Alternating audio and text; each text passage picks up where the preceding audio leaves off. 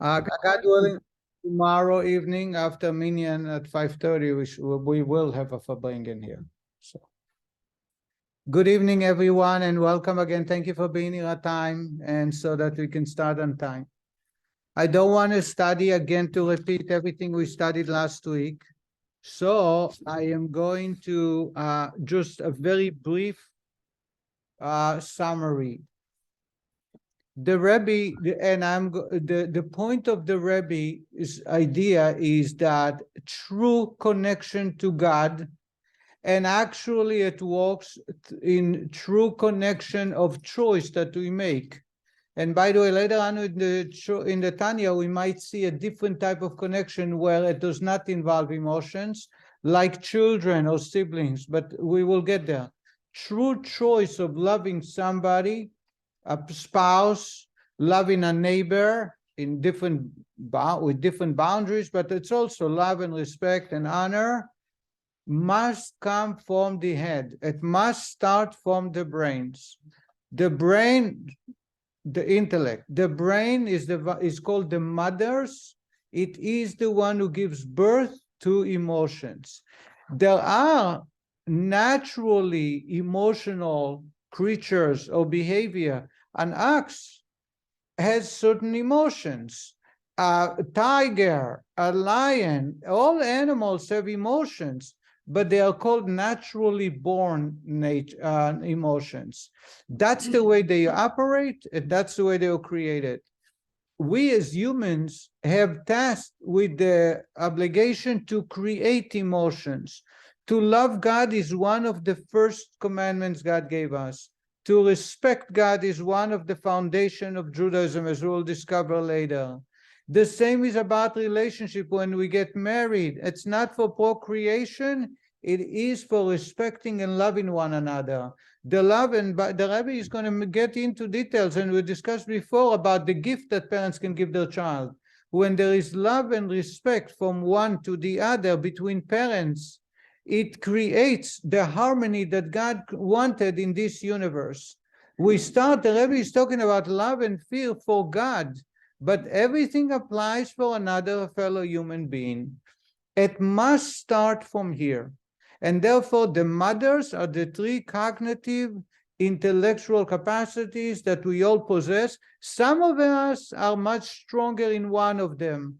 Some of us will possess an emotional capacity, but we all possess all 10. And that's why, as human beings, we need to get help from one another to get support, because with the support, we complete ourselves. So beginning, as the Rabbi says, you have Chokhmah. Chokhmah is the Barak HaMavrik. It's like a flash, a lightning that is very powerful, but you need tools to absorb it. Otherwise, you lost it. It's gone. It's the new idea. Some people are inventors. Some people are creative. Creativity stems from the idea of Chokhmah. As the Rabbi called it, Koach Ma. Power of what? We don't even know. We can't even fully comprehend it or catch it. That's Chokhmah. Bina, again, I'm going very brief, very quick, because we already discussed it several times. Bina is developing the idea fully so that I have a good understanding and I am holding the idea very well. The best proof that I have idea is to be able to explain the idea to somebody else. Verbalizing, be able to tell someone, this is the solution, this is what I want, this is the reason I want to partner with you, these are the benefits. It means that Bina is involved. That will come at the end of the chapter. Hopefully the plan is to get there. We're not going to talk about that yet, but that is the one that ties it all together and makes sure it's steadfast and it's real and it's not an imaginary, as we'll discover, because sometimes we have illusions. We think we know it. How many times, if you've been in class or as students or as teachers, you ask a student, do you know what, do you understand? And they said, sure, I know. Can you explain? Oh, it's too hard to explain. Does it ever happen to you? We call it an illusionary understanding. It's not real. How do you know it's real? We will talk about that in a moment.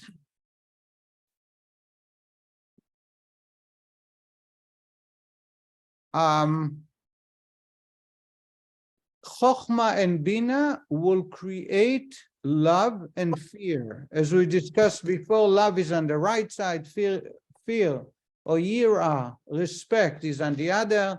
I think we went into the details that love is giving out, being kind, sharing, inclusive.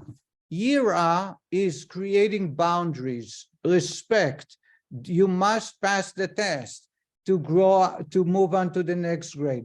You must qualify. If you don't have qualification, I could not hire you. I want to marry someone and I know exactly what it is that I'm looking for. God deserves respect, and that's all the idea that respect comes from. That's on the left. Why it's on the left? The left is the weakest arm. Whenever it comes to restricting and creating boundaries, we need to use it in measurement. We need to use it much less than we use love and being all-inclusive. Now, and the true emotions will be creative only through hitbonenut, through contemplation of Chokhmah and Bina. If it didn't come, it must be an illusionary or it must be a natural one.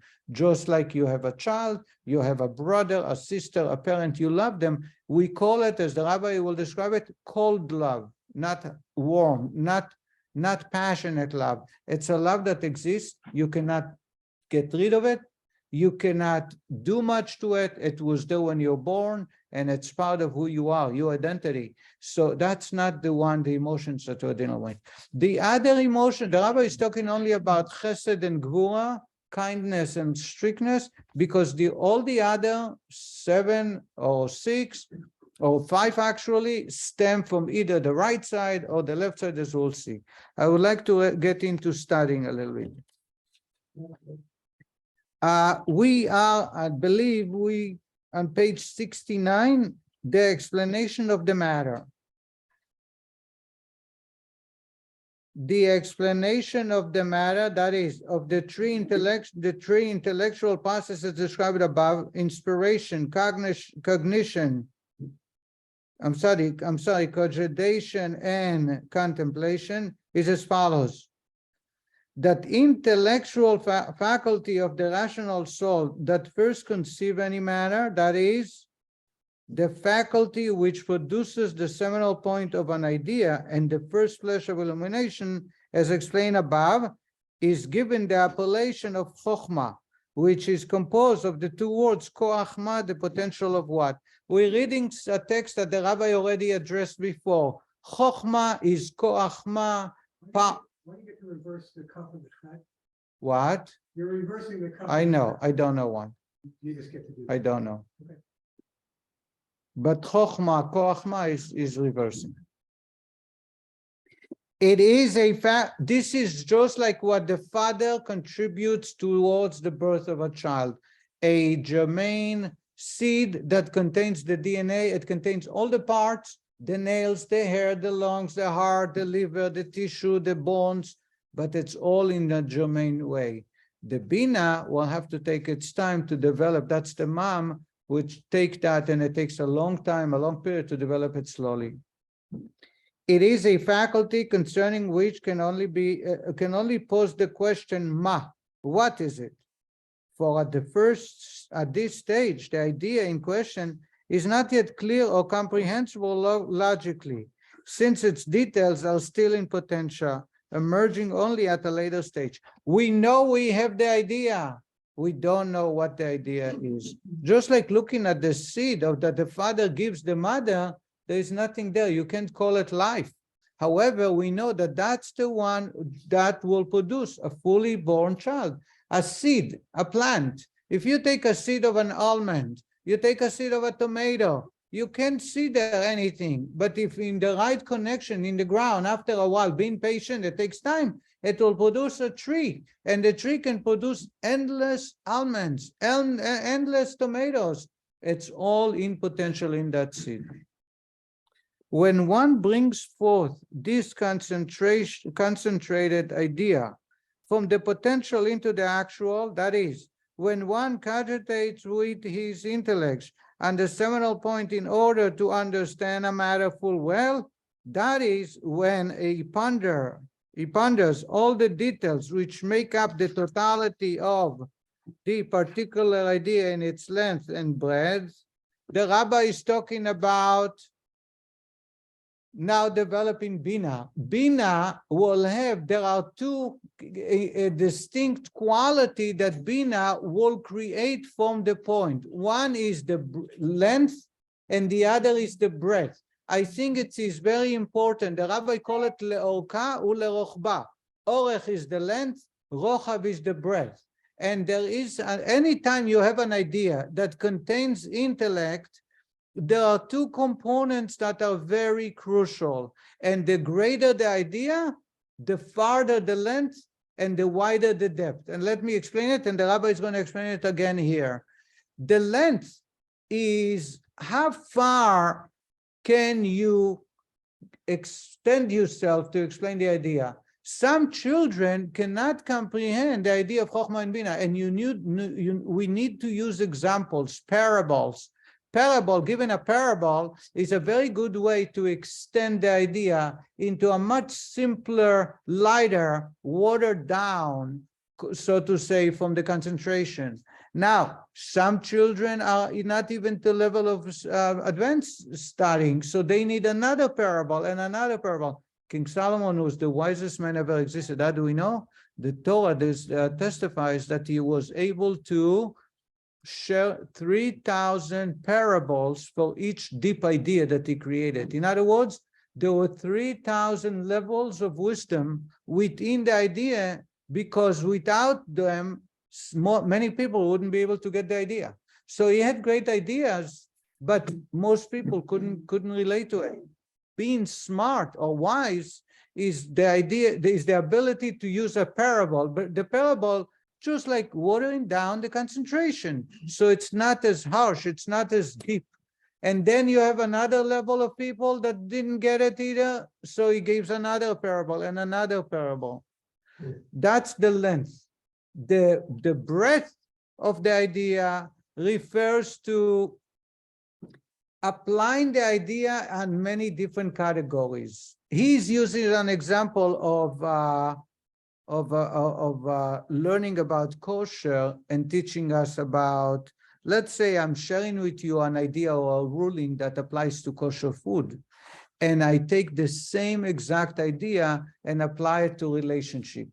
Now that's called the breadth, the depth of the idea, that it doesn't apply to a certain category, but it can be applied to other categories as well. So when you have somebody who's smart and he invented an idea, he came up with a solution, chokhmah, in order for it to be truly deep, intellectual idea, it is measured by its length and breadth. The length meaning, how many people can relate to it? How easy it is. What do we say about Apple's Steve Jobs? He calls it what's the motto of Steve Jobs by creating the computers? That he makes it very simple, user friendly. Anybody remember? Today everybody does it. If you don't create an app that's user friendly, you won't have any user, right?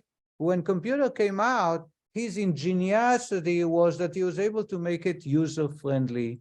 User-friendly meaning using parables. He says to you with the mouse, move a device. At the time, nobody understood, nobody realized that, but that's the genius within his wisdom. Today, he applies user-friendly to what? To a watch, to a phone. Suddenly, it takes on to different categories. That's a true definition of Bina.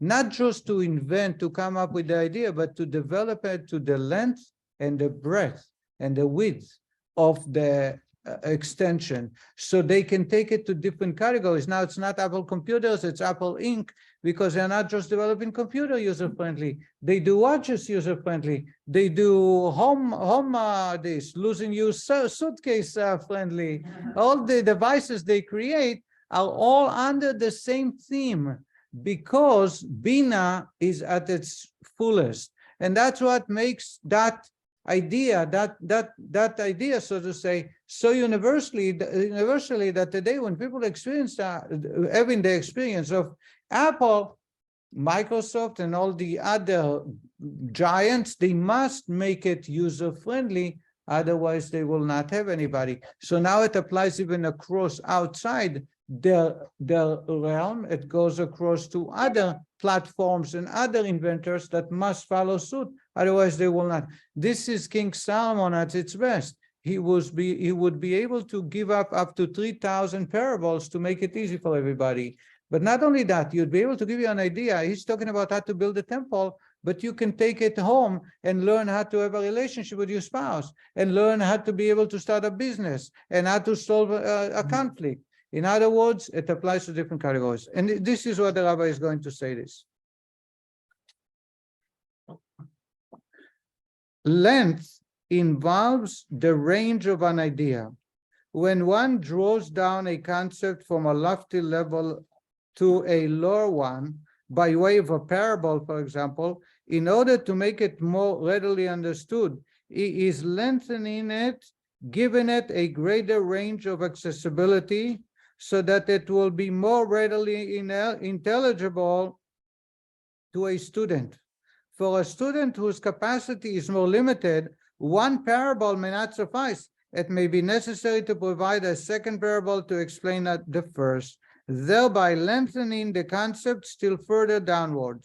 A scripture writes concerning King Solomon, he spoke 3,000 parables. So great was Solomon's wisdom that to explain one of his thoughts, he had to give 3,000 parables. One parable to explain the basic concept, a second parable to explain the first parable, and so forth, until ultimately giving 3,000 parables, an extreme example of the length of an idea. So that's King Solomon, wisest man ever existed. He would be able to take it down, then again, and another step and another step, so that there will be no human being that can be escaping from understanding his idea. The parable helps you understand a very simple or abstract subject. A parable helps you understand a topic that you have no familiarity.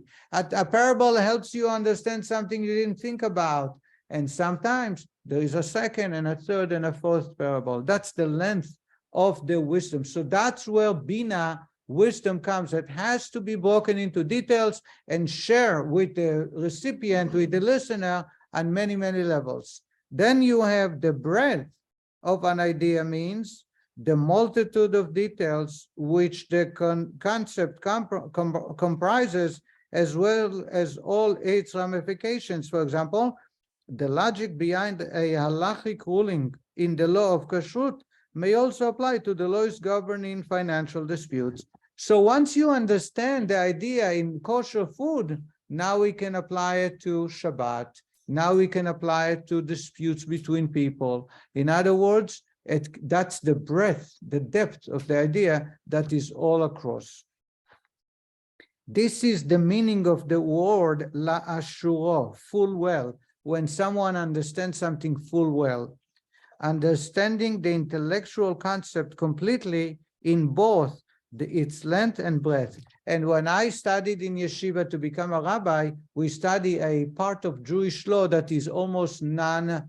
Today, I don't believe, today I think they do study it, but they don't put emphasis, and that's about certain kashrut laws that almost are irrelevant because we do not slaughter animals at home. It's hard to define what is unusual in the animal, intestines or inside the animals. These are things that not only the butchers need to know, and they have on site someone who is very, very proficient at that.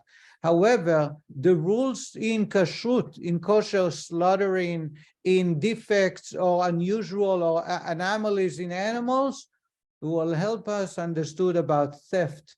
Will help. In other words, when the rabbi would test us, we had to take a test on every topic. A very famous rabbi, 3 rabbis, each will test us. And when they took tests, some of the questions would literally were not applicable in our day-to-day life. because 50 years earlier they would have, but not today, not at my time, and definitely today I believe some of them, some institutions omitted those topics. However, the rabbi would say to me, part of the question, how do you apply this to a dispute between two men? How would you be able to tell when it in the laws of Shabbat? So that will reflect. In other words, if I correctly responded to the halacha or not was secondary. What's important, he wanted to see that we had a very deep understanding of the topic so that there is a comparison, that I can see a comparison to other topics. And that's the idea of Bina. Bina is not just I read and I understand what I read. Bina is I take an idea and I dissect it so well, according to the Rabbi. That's what Bina is, that it can be applied to other topics, that I can make it's so clear by me that if you tell me you don't understand that, I say, let me give you an example. Let me share another example. And so we go as far as we can, and a great wise person will be able to share so many parables until the person listening would be able to say, now I understand, I got it. So this is Chokhmah and Bina. The true Chokhmah and Bina are the one who will create love and fear of God. Love and fear emotions that do not come through itbonenut from love and from Chokhmah and Bina are not for real. Now the rabbi continues. Thus, when one cogitates on the concept in its length and breadth, one delves to its very depth. Once you have the idea and you are contemplating and continuously thinking about it, then you diving into it, delve into the depth of the core of the issue. As it evolves from the concept which he has conceived in his intellect, that is, when he apprehends in a detailed manner the seminal point of intellect, which prior to his cogitation was but a nebulous point of Chokhmah, this is called Bina. Bina is the faculty which elucidates the details of any concept and apprehends it full well and in depth. And they, Chokhmah and Bina, are the very father and mother which give birth to love of God and awe, yirah, and dread, pachad of him. Says the rabbi, if you would like to develop love for God, connection to God, and respect for God, which will enable you to serve God, because you know you are serving God, so you do not do the wrong thing, and you always try your best to behave properly, it must come from the brains. It cannot come because my father told me so. It cannot come because I like to do that. It cannot come because it makes me feel good. These are unreal. They are temporary. But if it comes as a result of deep contemplation and concentration and itbonenut, it is a real behavior that will last. For when the intellect in the rational soul deeply contemplates and immerses itself exceedingly in the greatness of God, how he fills all the worlds, that is how God animates all of creation with an immanent divine light and life force, just as the soul fills and gives life to every part of the body, a life force which clothes itself in and unifies itself with each creature and which adapts itself to the individual needs of that creature. Oh, when one contemplates how he encompasses all worlds, he illuminates the worlds with a godly light and life force that is far beyond the capacity of the worlds to receive internally. Rather, it affects them in an encompassing manner. And, that's a third one, which I'll go and explain all the three. When one contemplates another aspect of God's greatness, namely, how in his presence all creation is considered as naught, upon contemplating and immersing oneself in any of the above-mentioned aspects of God's greatness, the midah of awe for the divine majesty will be born and aroused in one's mind and thought, or also to fear and be humble before his blessed greatness, which is without end or limit. Let me explain. Did anyone heard of the phrases memale and sovev? Anybody here? Ali? No? Okay. You heard of it. Okay. Memale in Hebrew means fills in. Sovev means encircling, outside. When God created the universe, he uses two forces to create the universe. And those two forces continuously recreate the universe from nothing into being. One force enters into the universe and fills in according to each one's need and exact measure, and the other one is all-encompassing outside the universe. One without the other will not be here. And God, in his kindness, had created that so that there should be time, space, and bodies. If one of them is lacking and only the other is there, we wouldn't be separate people. We wouldn't have emotions. We wouldn't have feelings. The best way to explain it, I'm going to use a parable, an example. As every human being has different two categories of energies or powers or talents. One is called a very detailed talent. For example, feelings, sense is in the hand, right? You touch something, you can tell if it's plastic or wood or paper. Sensitivity, smell comes in the nose, taste comes in the mouth. Can you taste with your hands?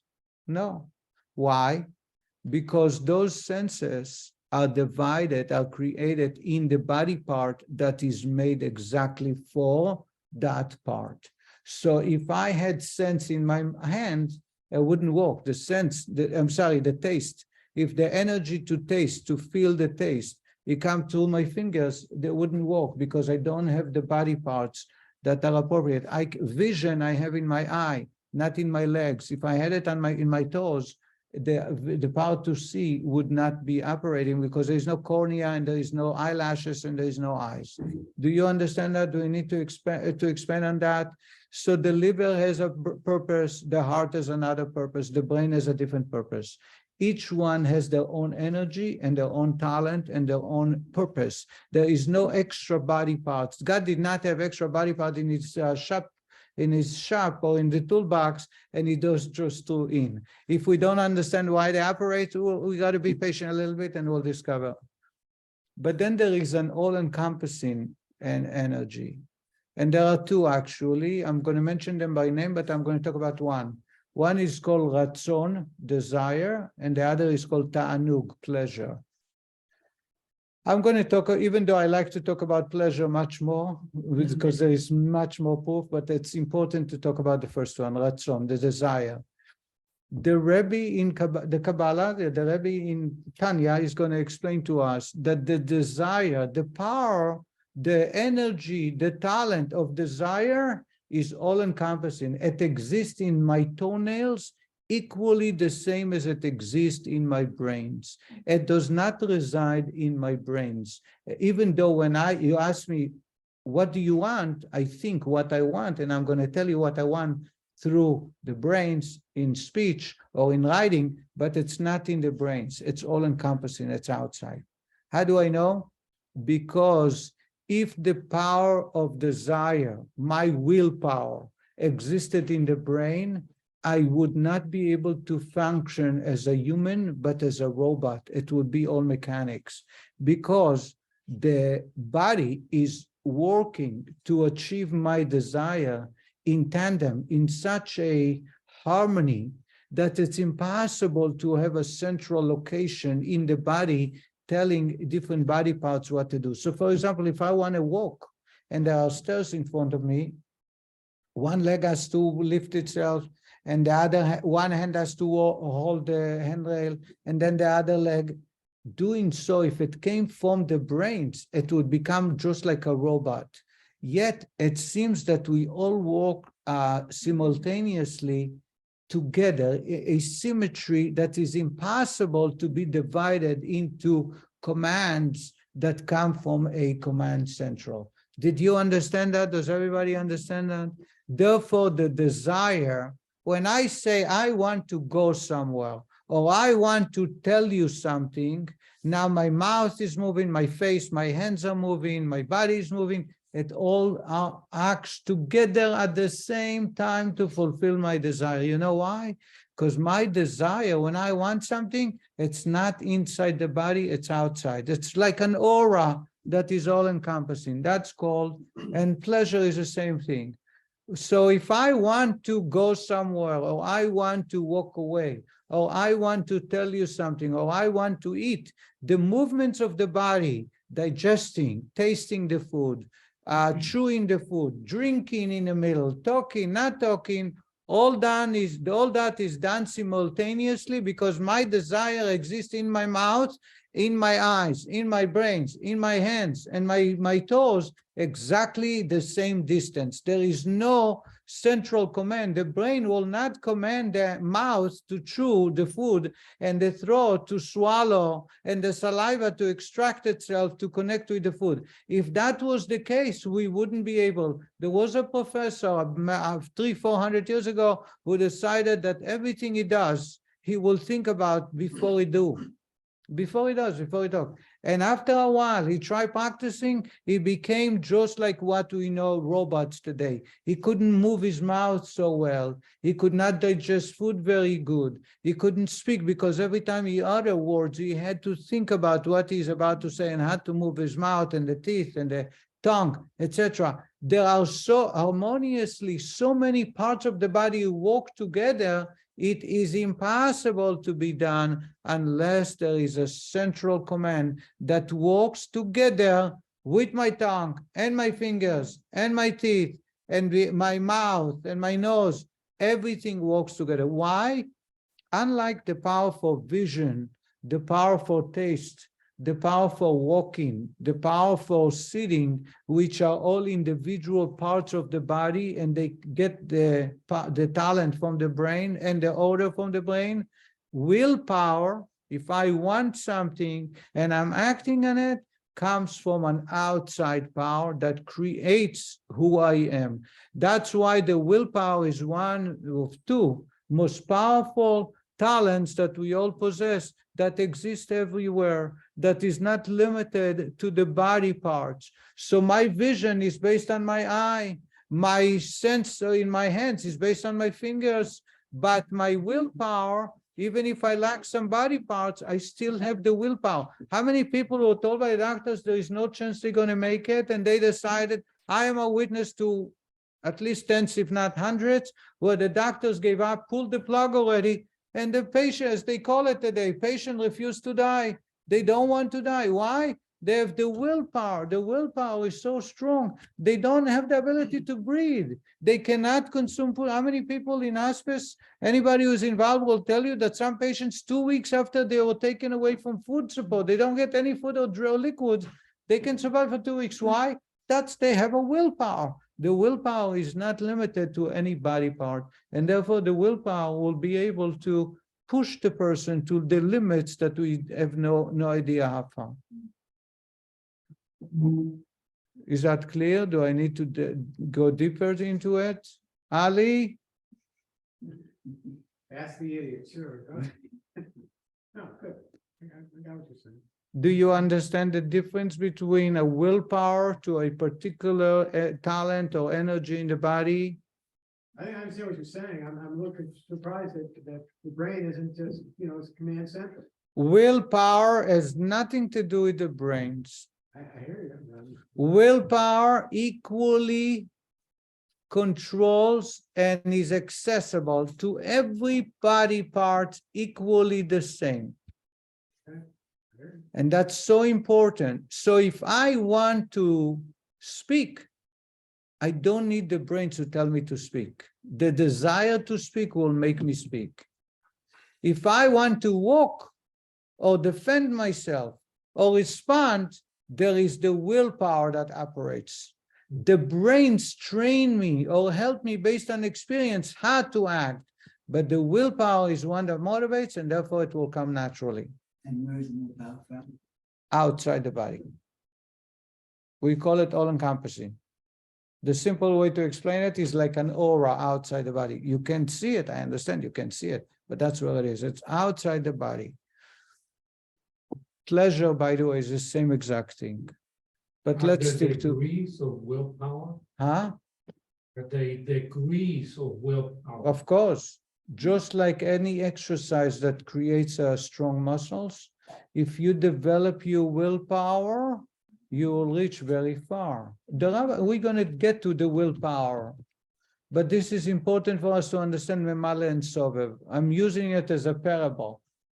So I want, it's not the brains. The brains is the closest to the willpower because it's the most refined tool in our body. And therefore we sense it in our brains, but it's not in the brains. It has to be very clear from the outset. We have two categories of tools or energies. One that is particular to a body part, the other which is all-encompassing. Why is it important? Because it's accessible to every part of my body equally. It's as far for my leg as far as it is for my brains. There is no closeness to one body part to the other. Otherwise, you wouldn't be able to operate in that in some way. I'm going to use a second parable to explain this parable, because I see that you are... Just a minute, I want to use another parable, and maybe that will help.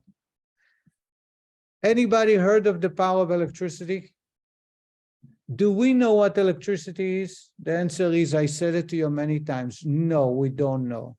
We know what electricity does. We don't know what electricity is. We discovered electricity. We did not invent electricity.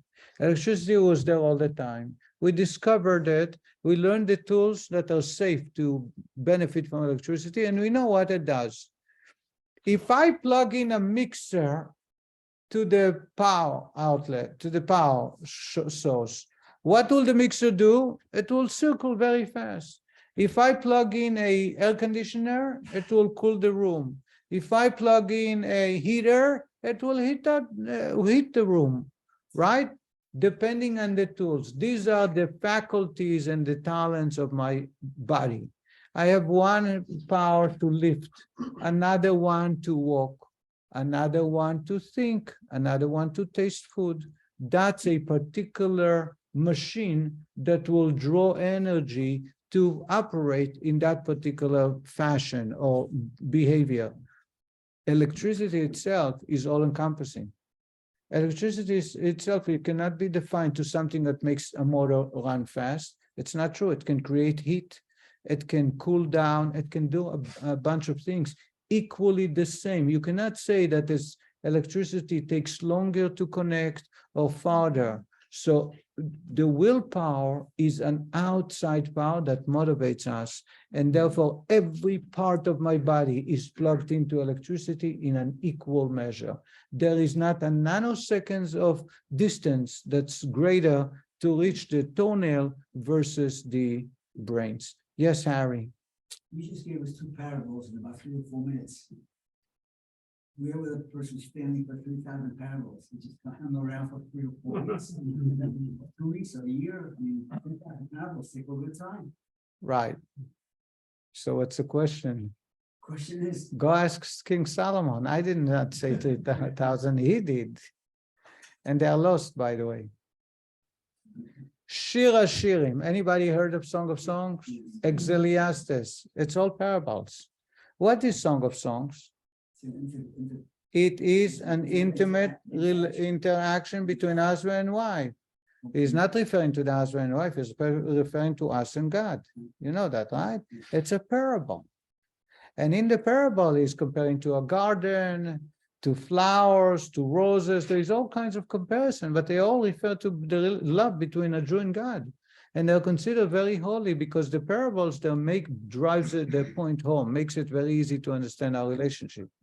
We lost the 3,000 examples. We have only a handful.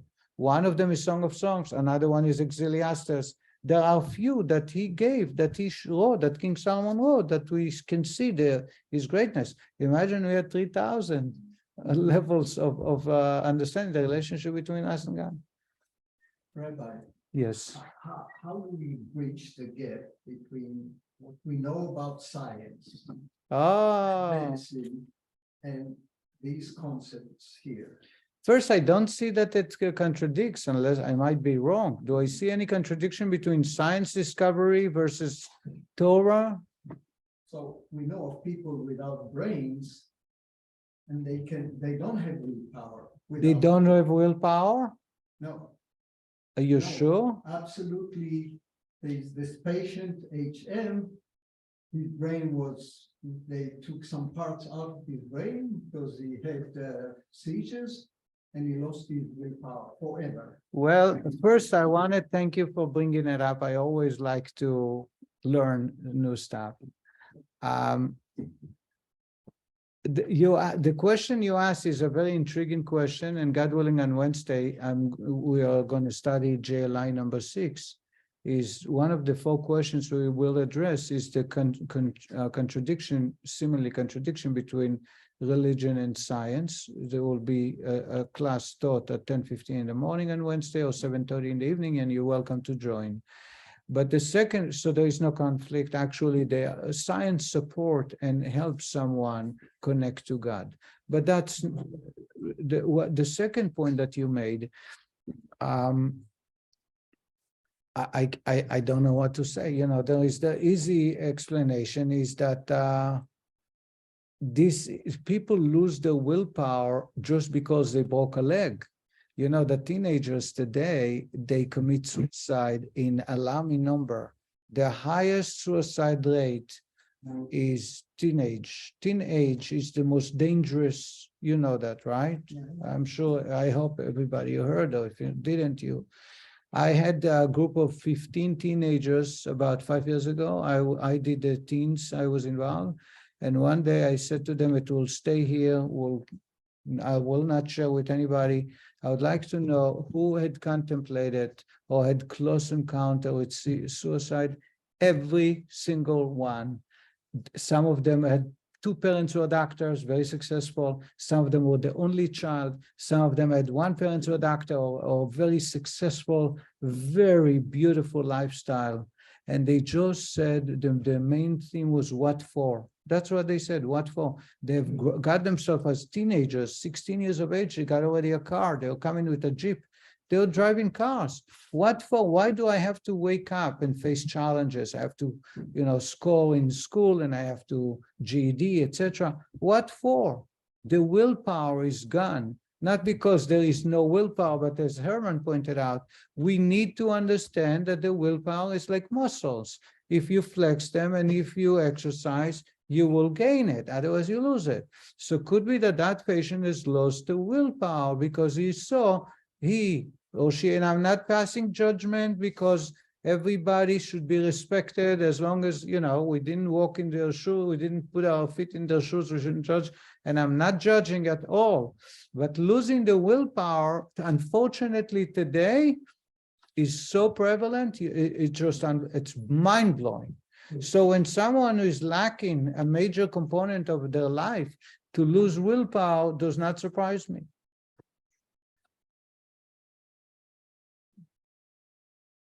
So we are back to Memala and Sovev. These are concepts that if you understand well today, you will be able to move on later on in the chapters because the Rabbi is going to bring them all the time. So in our body, it's a reflection of God. It's an image of God. Our body is made out of 2 categories of energies. One is memale, one is particular detailed for the particular body part. So if physically someone loses their hand, they would lose the sense of touching because they don't have the body parts to touch. If they are losing their hearing, they won't be able to hear because that talent can only express itself in the ear, not in my fingers, not in my nose. But then you have another capacity, another talent, which is called willpower. And the willpower is all-encompassing. You know why it's all-encompassing? And that's the punchline. It is too powerful to be possessed by a particular body part. It is so powerful, it's so godly, because it enables us to go far beyond our ability or our imagination, and therefore no body part can house such a powerful tool.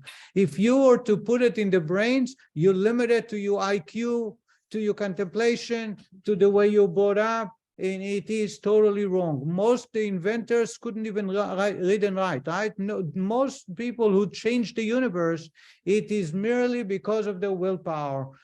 Thomas Edison said that before he invented the light bulb, how many times did he try? 12 times. 1,025? How many? 1,200, even better. He tried 1,200 different types of gases and wires and glasses. He didn't give up.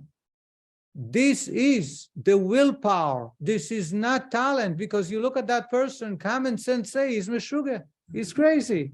But yet, the willpower is what drives them. The Baal Shem, this idea is so powerful because the Baal Shem Tov teaches us, today science agrees, that במקום שאדם רוצה להיות, a place where אדם, מקום שמחשבתו של אדם, שם הוא נמצא. I have an appointment with somebody at 8, so. According to Kabbalah, where you want to be, you can find yourself. I can find myself in the Holy Temple. I can find myself in the Holy Land. Where you are. Why? The willpower. So my willpower should not be limited to what my parents gave me or to what I think I can do, to what my body tells me. It is not true. I can reach farther than anybody else. Why? It's all encompassing. It's outside. Now we can come to Memale and Sovev. When God created the universe is a body, just like soul and body. My soul and body are spiritual and physical, and yet they must be together. Otherwise, the body cannot sense or cannot grow and cannot produce. The same is with the universe. God created the universe with some powers that are called memale. Memale is the 10 attributes. Remember, we talk about 3 cognitive and 7 more. And then there is something called Sovev. Sovev is all-encompassing outside. It's God's desire to be a giver. It's God's desire to create someone equal to God, which is the human being. So it's not because of a particular of one of the 10 attributes. It's all-encompassing because it's too powerful. It cannot be in the universe. It's outside the universe. Is that clear? Did I make myself clear? Now, when you take the Rabbi says, if you start contemplating on 3 levels, one is that memale. God created a system of 10 attributes. Each one is very powerful for a particular purpose. And then God created another energy that is all-encompassing, that's outside the universe, only to protect the universe and preserve it and make sure that we can grow farther than we can imagine, because we can connect to Sovev. And in addition, God cares about every single creature in our universe, plants, animals, humans. It doesn't matter what kind of a lifestyle or where we find ourselves or where we come from. God wants, not just love, but wants and needs that person and that tree and that animal here.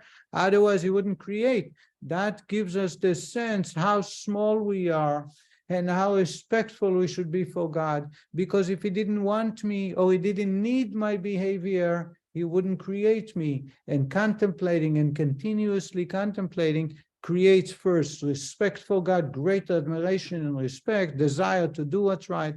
And then it brings love to God, because I learned that by behaving the way God wants me to behave, I develop bond with God, and love is bonding with God. This is what the Rabbi said. Is that clear so far? I don't want to go into further details that can be dissected into many, but I want to move on. I think it's important. The idea of Memale and Sovev is a must in Kabbalah. If you don't study Memale and Sovev, this is the gateway to begin with Kabbalah study. Can we continue in a few more minutes? Do I have permission? Okay. That is, we are in the middle of page 72. The fear will be coupled and permeated with humility, as in the awe one feels in the presence of very wise, righteous person, which expresses one's bashfulness and humility before him. It is not and, there will also be born a dread of God in his heart. We are not talking about fear of punishment, and maybe it's the right time. Tonight, as I said to you, is the Rosh Hashanah of Hasidic. We do not fear punishment because God is our Father. Our Father is not there to hurt his children. There was a famous speaker. There was a tradition in the ancient old times in Europe for people to make a living by traveling from town to town to inspire people to cry and repent to God. And the way they would do it is instill fear and dread of the people of God and remind them, you're a sinner, you will be burned in hell, there will be a devil is going to go after you. And Hasidic teaching, the Baal Shem Tov, the first thing he did was to try and abolish this. And that's why we don't have it, thank God, anymore. So there was one man who came to a town. This is about 120 years ago. The previous Rabbi is talking about it, and I want to share with you. There was one man who came to a town and he said, you want to understand who God is? You know, God is very, very big. Imagine you saw, he used turkey. I figure I'll use a horse.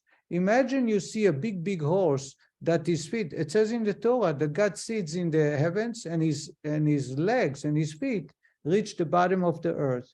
So he said, imagine you see a huge, huge horse. The horse standing on the ground, but he reaches about 500 feet tall. Would you fear, would you be afraid of that horse? Of course you would be afraid. You would run away. Just think about God. He's like that horse. That's how he compares God to the horse. The previous Rabbi says, when we talk about fear or respect of God, is not like the God compared to the horse. Because this is simple fear that is amateur and it's incorrect. What we are speaking about is respecting God and realizing that serving God is the purpose by which I was created, and therefore there is discomfort, it's more expensive, and there is no fun in it, but that's the purpose that I'm here for. Otherwise, I'm wasting my energy, my life. Next, his contemplation will give birth to the attribute of chesed, expressing as a love of God, so that his heart will glow with an intense love of God, like fiery flames, with a passion, desire, and longing, and a yearning soul. Again, the Rabbi is talking about passion, longing, and yearning soul. The commentators go on through many, many details. All I'm going to share with you is true love for God is a a developed love that came through the contemplation. If it didn't come from a contemplation and I have love for somebody, it's a very cold love and it will get us nowhere. And that is about children or a parent who are, it's naturally and we had no say about. A spouse is a choice, a partner, a neighbor. These are choices that can be developed. True love and respect and connection and bonding can be created only when we contemplate.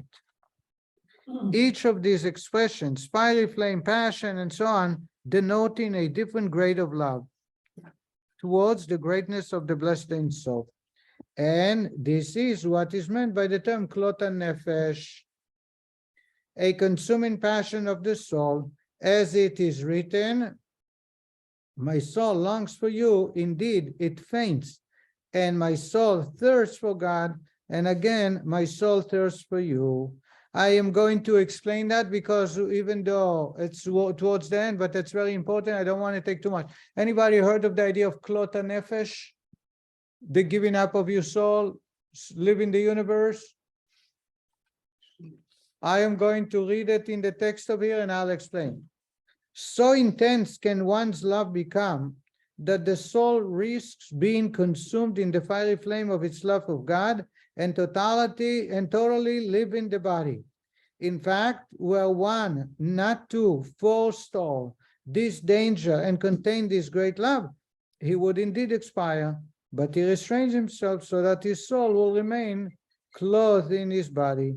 The only condition in which it is possible for him to fulfill this God-given mission. The Rabbi tells us that when you are connecting to God and bonding with great love, it gets to a person to give up life here, because the soul is so awakened and so powerful that the soul yearns to depart the body. It's literally depart the body. It is a grave sin. It is inappropriate, because God puts us here for a purpose, for a mission, and not for us to enjoy pleasure with connecting to God. And therefore, when someone develops love, that's why you need love and fear. The respect for God is realizing God has put me here. He needs my life here, and no one else can achieve that other than myself. And therefore, enough with the connecting to God. Let's do what God wants. There are many, many stories of Hasidim.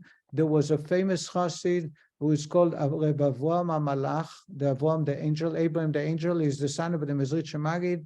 And he had, when he would study Hasidic teaching and contemplate, they would sit and contemplate for 6 hours, 7 hours, looking at the flower, how a flower develops, looking at the colors and at the scent, and then realizing God created it for us. And they fall in love from small things, and develop such yearning and such bond with God that their body was about to be given up on the soul. And there is a story of this man that one time he was sitting in contemplation, and the Alter Rebbe, the author of the Tanya, saw that his soul is about to leave the body, and he took a piece of bagel and he shoved it to his mouth. Suddenly he sensed the taste of the bagel. He came back to himself. So in the Hasidic jargon, in the Hasidic language, when you see someone who is too lofty, you say, let me give you a stick bagel. Let me stick to you a piece of bagel so you come back to your senses. You know, don't lose yourself. That's why it is so important to have love and fear of God, because loving love of God, it's all about me. Those who have been to JLI, who developed that in great details. Love of God is concentrating about how I feel. Respect of God is about what God needs and what God wants from me. There has to be both, and actually respect of God, fear is far greater than love, because it's about putting God in the center and not myself. I wanted to finish this chapter. Yes. He wasn't doing the right thing. It wasn't the right thing, but as human being, many people don't do the right thing. In addition, there is a famous story, just a minute, Linda. There is a famous story in the Talmud about 4 sages who enter into the Pardes, enter into an orchard. Anybody heard of the 4 men that entered? Rabbi Akiva was one of them. Acher, Elisha ben Avuya was number 2. Another one, and a 4th one. They entered an orchard that refers to the Kabbalah, the yearning connecting to God. One of them died. Another one became mad physically. His body was not functioning anymore properly. A 3rd one became a heretic. That's Elisha ben Avuya. He lost faith in God and he stopped believing. He was anti-God. And the only one came in peace and left in peace was who? Rabbi Akiva. It's about klota nefesh. It's about giving up the soul, because the Rebbe, the Kabbalah, they're teaching us not only that he was able to live in peace. The reason he left in peace, it says nichnas b'shalom. He entered in peace and he left in peace, because when you enter into that realm, knowing that respect of God is the major component, then if your entrance is done right, you're able to exit. If you don't have the proper entrance, then there is no guarantee to come out peacefully. And this is what Klota Nefesh will conclude here, and God willing, next week continue. Next week is Hanukkah. We'll celebrate Hanukkah and continue studying and finish and get to that, the 3rd component of the brains, and then move on next to a chapter which is very exciting about the garments of the soul. How do we utilize the soul and function in our day-to-day life? Thank you very much. And again, good Yom Tov, everybody. Is there a class next week or? Why not?